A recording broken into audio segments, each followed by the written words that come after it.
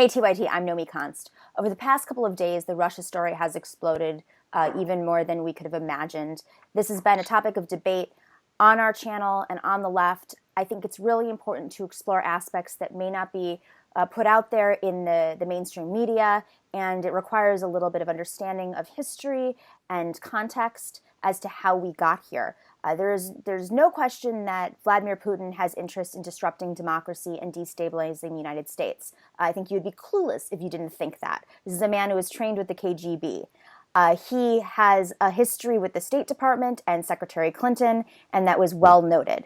Now we're in a situation where Robert Mueller has basically issued that there were 13 Russian instigators in the election who were taking advantage of movements on the right and the left and provoking through things like social media.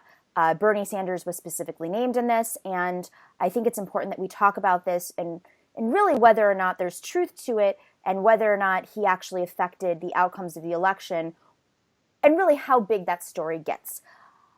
It reminded me of, this is a very long opening, it reminded me of an event that took place during the Democratic National Convention in which some Bernie Sanders surrogates, organizers, and activists on the left met with high-ranking Hillary Clinton campaign officials at the convention to talk about how in specific swing states there was an extra effort needed by the Clinton campaign to convince the left that she was on their side. And we all knew what was happening on the ground. We offered our assistance as surrogates because we did not want to see Trump in the White House. Here we have Josh Fox, friend of TYT's, director from How to Let Go of the World and Love All Things That Climate Can't Change, and of course Gasland and Gasland 2. He was a surrogate for Bernie Sanders. He was on the platform committee with me, and we were in the room when we were talking to the Clinton campaign. And I bring this up because we all think it comes down to fracking. Why? Well, there's a lot that comes down to, first of all, great intro, great assessment. I'm happy to talk about fracking with respect to all the things that are happening in Russia. But let's look at this over the course of the last 8 years, the 8 years of the Obama administration. So when I first heard about fracking, this was during the Bush administration. And we all thought, we get Obama elected, we're never going to hear about this ever again, because we were talking about saving the New York City watershed, saving crucial water supplies. So we thought, well, of course, Obama is going to be anti-fracking. It's going to be, once we pass through this election, we're going to be okay. We couldn't have been more wrong. Obama turned out to be the fracker in chief. He fracked America for 8 years. There was more drilling on public lands during Obama than there was during Bush. We saw the rise of fracking not only in the United States, but worldwide. Now, what was this really about? I had an insider in the Department of Energy tell me that they just picked it out of a hat, that they didn't feel that they could take on the entire fossil fuel industry, like they couldn't take on coal and oil and gas. So they just said, well, we'll stick with the gas. Well, that's one theory. And I do think that there was a great deal of intellectual laziness in the Obama administration when it came to energy and a great lack of imagination. But one of the other things that started to happen was it was clear that fracking became a geopolitical gambit in Europe against the Russians. And then, in fact, the Cold War never really ended. We thought it did. We pretended it did. Obviously, a lot of the Iron Curtain fell throughout Eastern Europe. But what ended up happening were these proxy wars and proxy energy wars. Wait, hang on. Let me stop you for a second there. Sure. If we recall in 2012, when President Obama was up for re-election, he was on stage in a debate with Mitt Romney. And Mitt Romney was sounding the alarms on Russia. And what did President Obama say at the time? I actually don't remember. You should tell me. Newsflash. The 80s are calling and they'd like their foreign policy back. Right. So well, he knew at that point that this was that was a lie. That was a lie. That was a bold-faced lie. Because here's what ended up happening. When America started to frack the hell out of America, out of our continent, we weren't going to stop there. And in the very first Obama term, when Hillary Clinton was Secretary of State, the two of them began what was called the Global Shale Gas Initiative. Shale gas equals fracking. They weren't going to call it fracking. Obama never used the word fracking. He only said gas or shale gas. It means fracking. All gas is fracking. All oil is fracking at this point. 90% of all oil and gas wells are fracked at this point. That's the way it works. So but anyway, Obama exported American fracking technology via the State Department. So Hillary Clinton went arm in arm with ExxonMobil and Chevron and Shell and all these guys to 30 countries across the globe. A lot of those countries were where America had a geopolitical strategic interest. Okay, so they were using fracking as a gambit in Europe against Russian gas. Now, Russia has an enormous amount of natural gas.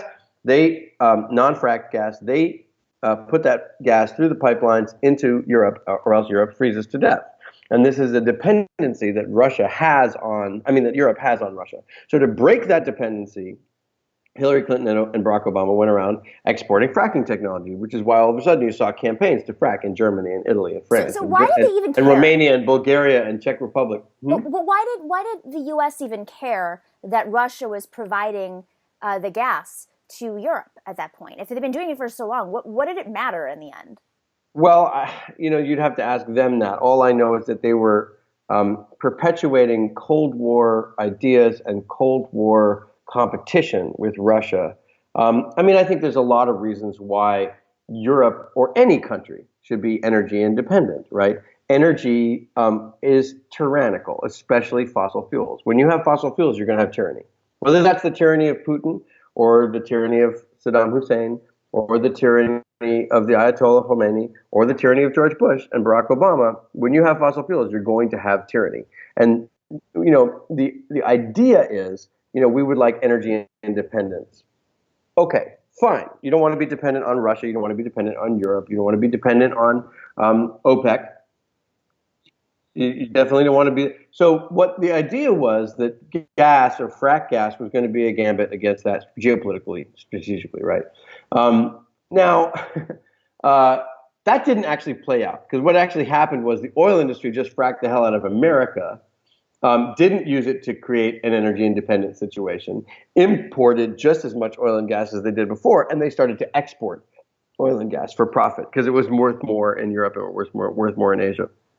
So the whole thing was total bullshit. It didn't really happen. However, and the obvious answer for energy efficiency, energy independence is renewable energy because you can't export the wind and the sun. You harvest it, you use it. Germany didn't frack itself because they went towards renewable energy.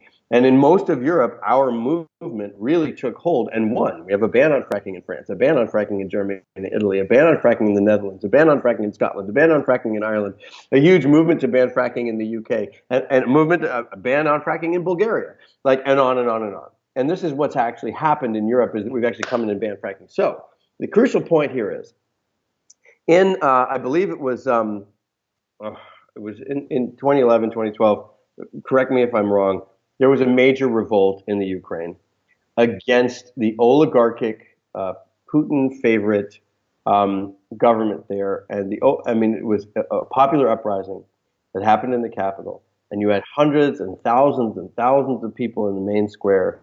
And they camped out there all winter long. This is Ukrainian winter. These people were tough, tough. So they actually got the oligarchic leader to leave, to flee. And he fled. And he went to Russia and fled to Russia, whereupon he convinced Vladimir Putin to invade the Ukraine. Now, I was in touch with Ukrainian anti-fracking campaigners at the time.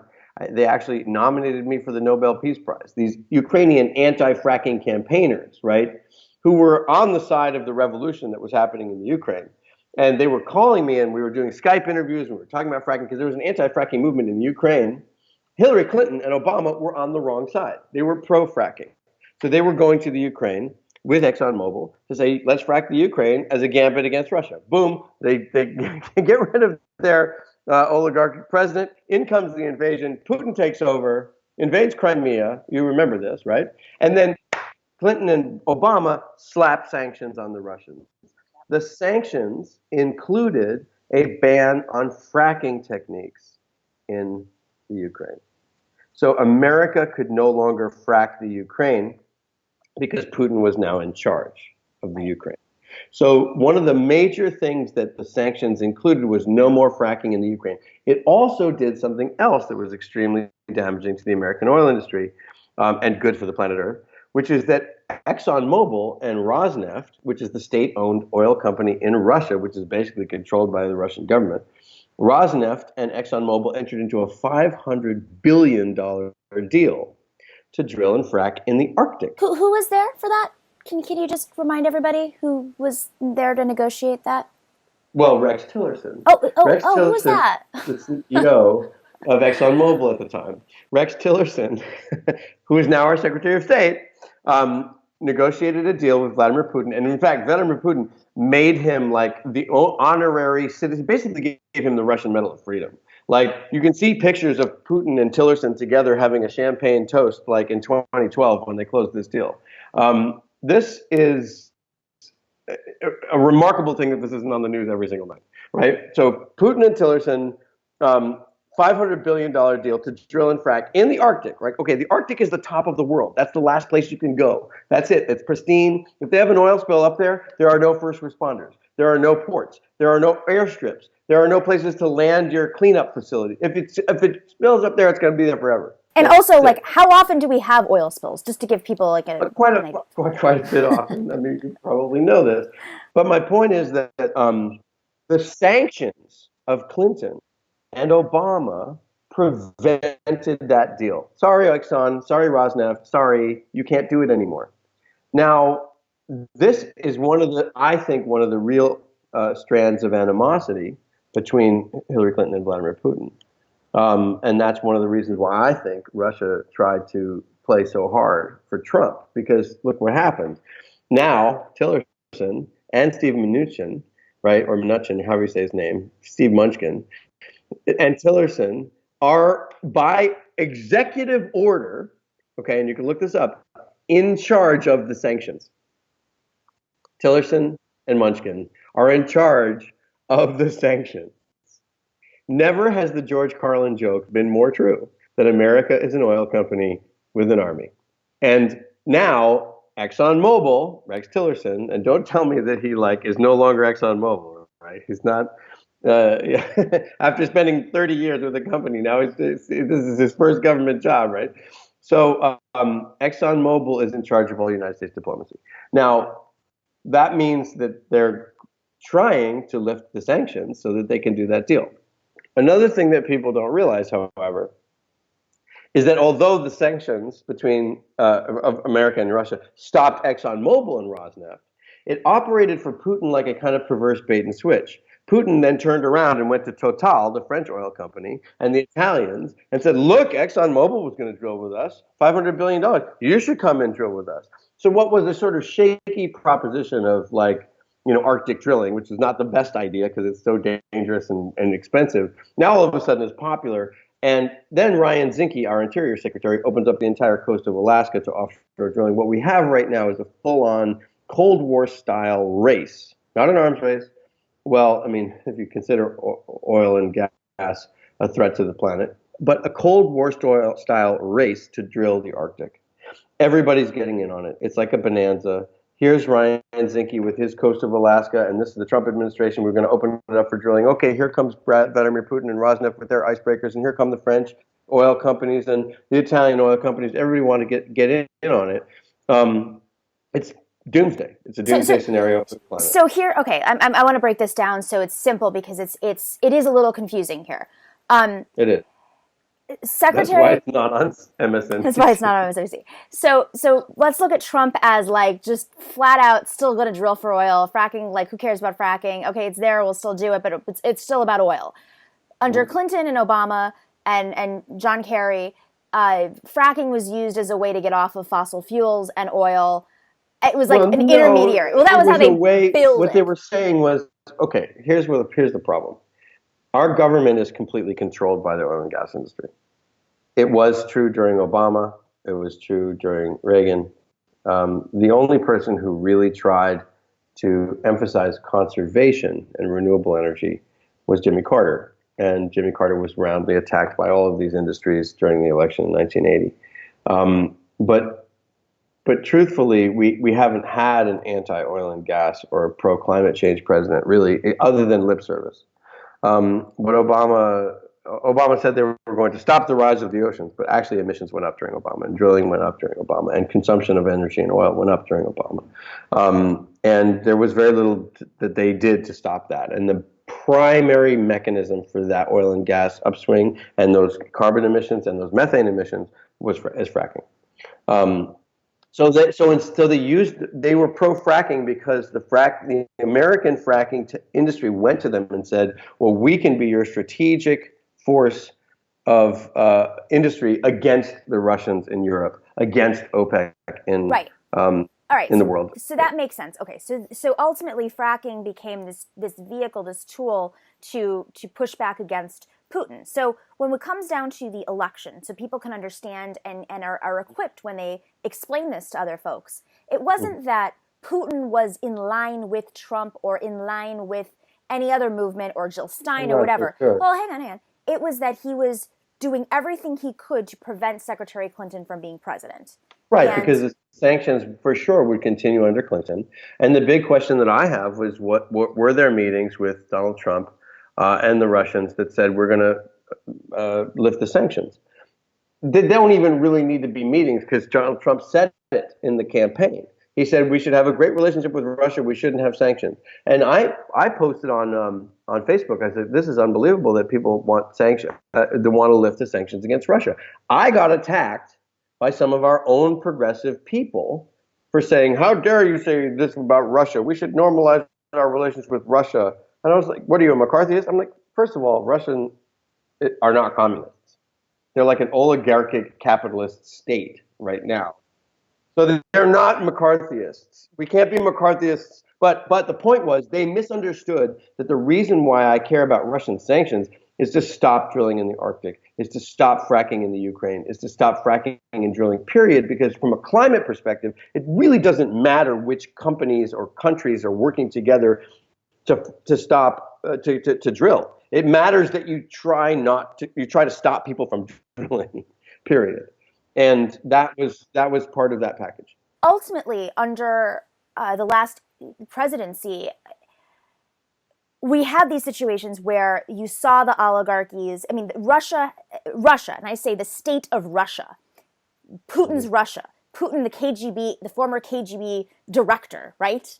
This guy has been using the state of Russia, the democracy, the Democratic Republic of Russia, whatever you want to call it, as a vehicle, as a tool to wage war with America on all fronts. So it's not just in oil and gas and fracking. It's also there's issues of Syria, of course. We can look at Syria, and there's now there's like the social media campaign that everybody's talking about. Cybersecurity. Remember when President Obama said the war with Russia is now about cybersecurity? And like the thing that really gets me, which I think is an aspect of this, is pushing the economic conditions that create a movement that's going to spark a movement. And so when you have a complacent presidency, administration, not actually dealing with the repercussions of the economic collapse, and then at the same time, you have the oligarchs. Exactly. Then you have the oligarchs swooping in, and this is not a small amount of money, tapping into real estate markets across the country, major cities, driving up the cost of real estate and rental costs, not to mention the fact that they're also tapping into the economy there. You're driving these divides that, if anybody understands history, this stuff blows up. We both live in New York City. New York City the price of real estate has skyrocketed under Bloomberg, under a supposedly liberal, progressive cultural administration. And then all of a sudden you've got, but the real estate market is gone completely berserk because they will not prevent extremely rich people from Russia and other places buying up all this real estate throughout New York City in cash. In cash, and most of them don't even live there. I mean, you walk along the High Line. You walk along the High Line, which is this beautiful public thing, and you look at all these new buildings that were being built, and nobody lives in them. Or you look at the skyline of these huge towers of residential luxury condominiums, and like 10% of the lights are on. Nobody's there. These are investments for oligarchs. This is a pied-à-terre, but it's I don't know what they call it. It's fueling gentrification. It's destroying the cultural diversity in the city, and it's also perpetuating a system that is of economic and social and racial and then environmental inequality. So what you have with Putin is a thug kind of government, and what you have with the American oil and gas industry is without a doubt a thug corporation and enterprise. And these people getting together is never a good thing. It's not a good thing, by the way, when Hillary Clinton and Obama do it either. I spent the last decade chronicling the incredible harm of what that American fracking industry has done to America, and it has been devastating. Water supplies destroyed, public health crisis everywhere the industry goes, communities disintegrating, land discard, places just totally ripped apart in the conquest of oil, as if America and those areas in PA and West Virginia and wherever else, Texas, Louisiana, Colorado, are a third world country to be looted and exploited, because that is how these people view the world. And what is very, very important right now is for people to understand that the Bernie movement and our movement, which is brought together by so many different strands of our movements, right? The anti-war movement, the anti-fracking movement, the climate movement, the LGBTQ movement, the women's movement, the fight for 15, the fight for criminal justice reform, the legalized marijuana movement, all of these movements, and I could go on, and the Occupy, right? All of these movements make up that Bernie campaign. Now, that is an incredibly important force in American life right now. And it is not Russian. It is American. It is born of our economic and racial and environmental injustice. And it is born of the things that we need to see in America. America is falling apart. I've gone all over this nation. Roads are crumbling. Airports are falling apart. Infrastructure is crumbling. Our Medicare, our medical system is completely in shambles. It is horrifying. I went to the United States Virgin Islands recently to shoot, and you see it's like vacationing in the apocalypse. No one is coming to clean things up. When you go to New York City or you go to New Orleans or you go Main Street, USA, you see an empire that's crumbling. We have Amtrak trains colliding once every couple of weeks because we will not upgrade our train infrastructure. We have people dying in hospitals with treatments that they don't need because our medical system has completely gone out of control. We have people who, the majority of Americans cannot afford a crisis that will cost them $400. If they have a crisis that costs them $400, they have to borrow money from a friend. The majority of Americans don't have $1,000 in the bank. This is not because of Russians. This is because of neoliberal policies that exacerbated social and economic inequality, because we gave America to Bank of America, because we gave America to JP Morgan and Chase to steal everybody's houses, and we didn't rectify those things. Bush created the no money down mortgage. It bankrupted America. We lost all these homes, but Obama didn't do shit to fix that situation. Obama gave the economy back to those people. He literally put Tim Geithner in. It was one of his first decisions. Tim Geithner, put them in charge. He didn't put Joe Stiglitz in. He put Tim Geithner in. Day one. Well, guess what? It wasn't Vladimir Putin that made Barack Obama's first public action after being president to make a $400,000 speech at Goldman Sachs. It wasn't Vladimir Putin that said, Barack Obama, right after you get out of office, go vacationing in the Virgin Islands with Richard Branson and one percenters. This is not what we thought we were getting when we elected Barack Obama. I'll add one more thing. It was not Vladimir Putin who ignored the Democratic National Committee and did not fund state parties so that our entire grid, despite the fact that our country is more progressive than it's ever been, is gerrymandered and completely sucked up by Republicans and ALEC. That was not Putin. What's the problem right now is that Facebook and Twitter have fallen into this very single-minded, monocultural, mono kind of thinking.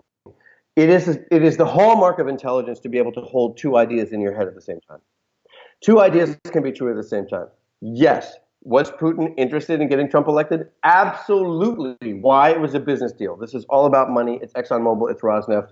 It's all those things that we know. It's undoing the sanctions. Of course he was interested. Were there troll farms? Of course there were troll farms. Did they do everything possible to sack the system? Yes, they did. No question. Number one, that's absolutely true. Number two, did Barack Obama and Hillary Clinton promote fracking, promote war, promote economic inequality, fail to address the real crisis which is affecting Americans that our movement and Bernie Sanders was addressing? Absolutely, they failed to do so. Did they exacerbate climate change? Did they exacerbate our dependency on oil and gas? Did they exacerbate economic inequality? Were they friend to Goldman Sachs and not to the people who stole their house? Goldman Sachs stole their houses? Absolutely, that is true too.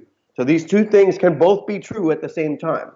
And what I fear happening is watching somehow this whole Russia thing get pinned on Bernie because for somehow the fact that Hillary didn't get elected. The truth of the matter is, you and I were at that meeting and we said we offer ourselves to you. We offer ourselves to you. Our advice is adopt anti-fracking positions. Our advice is adopt a $15 an hour minimum wage. Adopt Medicare for all. Steal our positions because our positions are popular. What did they do? We wrote memos. We wrote them memos. We wrote them plans. They ignored them all. I had a plan to stop and phase out fracking 100% in the United States within 5 to 8 years. They completely ignored it. They knew it was happening. They went ahead and hired oil and gas lobbyists. They did everything possible it's called punch the hippie back in the day. This was punch the environmentalist, punch the progressive, punch, who are you going to vote for? Where are you going to go? We told them time and time again, elections are won on enthusiasm. They're not won on like being cornered, and they're not won on being, ooh, Donald Trump. We told them this over and over again. They ignored our pleas. They did not give us planes. They did not give us, canvas sheets. They didn't send us out on the road. They didn't give us media support. They didn't give us shit. They said, we're going to do this. We're going to do this on our own. We got this great tape of Donald Trump on a bus. Watch. You know what? That didn't work. So yes, was the elections, influenced by all these horrible negative forces? Absolutely. Did the Democrats make themselves extra vulnerable to that by not siding with the people? No question. They should have won in a landslide.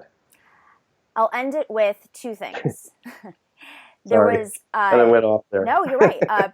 President Obama abandoned the Democratic Party, which should have been the infrastructure for a Secretary Clinton campaign so that they could mobilize these people and excite these people. That did not exist. It was the Secretary Clinton campaign, and that is it. And then the second thing is, I will quote David Axelrod, key advisor to Barack Obama during his campaign, when he said right after the election on CNN, I don't care what the excuse is, it should have never been so close. Yeah, well, for sure. Thanks, Josh. Thanks, Naomi. See you next time. I see you.